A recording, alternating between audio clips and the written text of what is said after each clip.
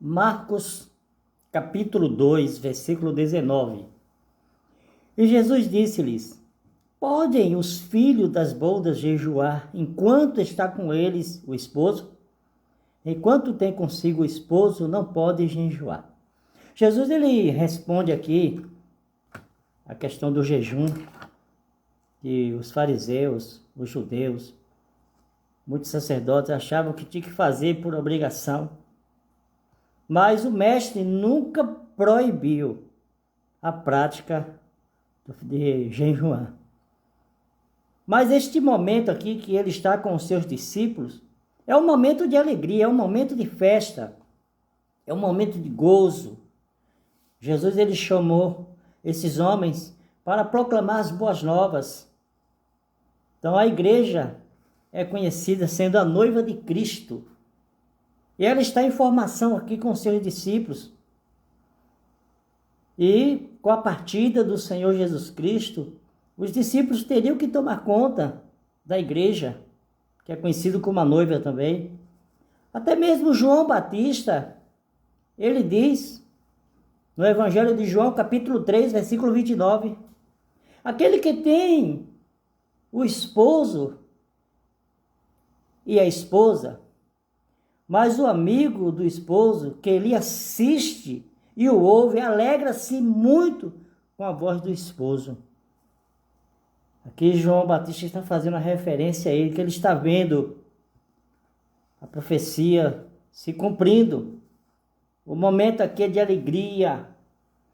Os discípulos estavam ali com Jesus Cristo e a noiva seria formada em breve. Cristo é o noivo conhecido.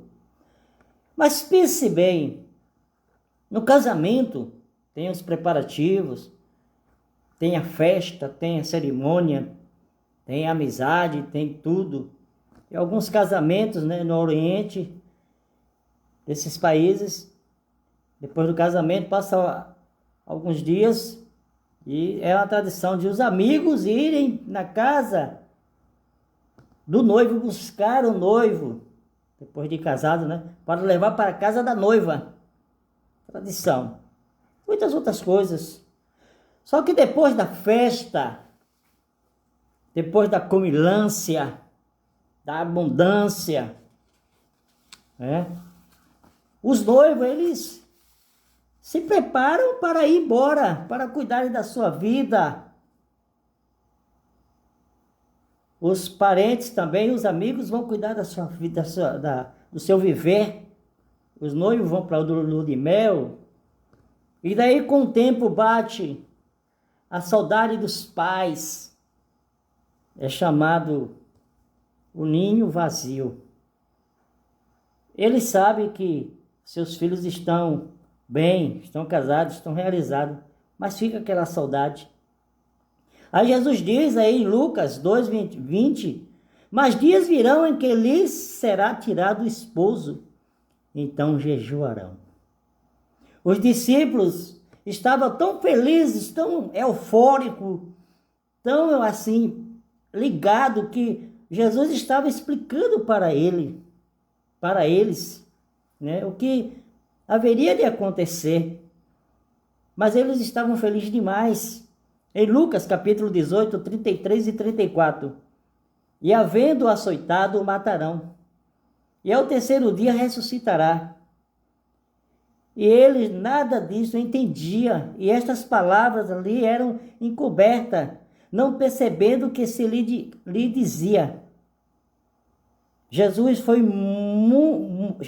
morto, ressuscitado e subiu ao Pai.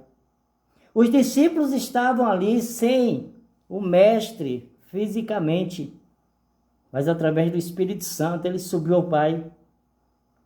Jesus Cristo, o noivo, subiu e a noiva, podemos dizer assim, ficou na terra. Aí o apóstolo Paulo, ele diz em Efésios capítulo 5, versículo 27, para apresentar-lhe a si mesmo toda gloriosa, sem mácula, sem ruga, sem qualquer outro defeito semelhante, mas santa e irrepreensível. Uma pergunta para você. Uma noiva é exclusivo para o noivo. É isso. Para que você possa entender, a igreja, ela está no mundo, é a noiva de Cristo. E ela é a igreja, o corpo de Cristo. Tem que ter exclusividade. E Jesus, ele usa a parábola das 10 virgens, e ele diz em Mateus capítulo 25, versículo 4, as prudentes, porém, levaram em vasilhas junto com as suas candeias, óleo, né? As prudentes levaram óleo em vasilha junto com suas candeias. Versículo 6. À meia-noite ouviu-se um grito, o noivo se aproxima. Saíram para encontrá-lo.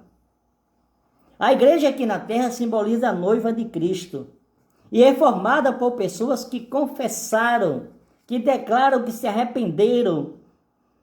E a igreja se reúne a cada dia para estudar a palavra, para meditar na palavra, para se preparar para o noivo. Fica a pergunta para você: que tipo de noiva o noivo está sendo você para Cristo? Pense e reflita.